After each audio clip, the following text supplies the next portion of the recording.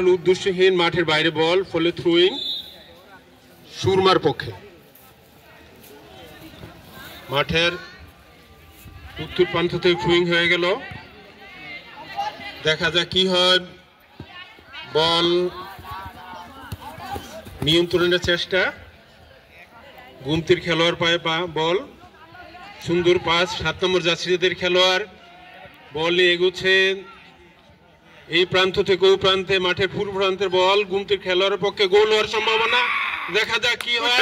উত্তেজনকর মুহূর্ত না, প্রথমবারের মতো সেভ হলো, কিন্তু আবারও বিপদের আশঙ্কা, দেখা যাক কি হয়। একজন খেলোয়াড়ের গায়ে জোরে বল আঘাত করেছে, খেলোয়াড়টি শুয়ে পড়েছে মাটিতে। দেখা যাক পূর্ব প্রান্তের গোলবারের সামনে শীর্ষস্থান চলছে, রেফারি সেখানে উপস্থিত আছেন, দেখা যাক কি হয়। সে দ্রুত আবার সুস্থ হয়ে মাঠে ফিরে আসবে। আমরা দেখতে পাচ্ছি বাহিরের সাহায্য নেওয়ার জন্য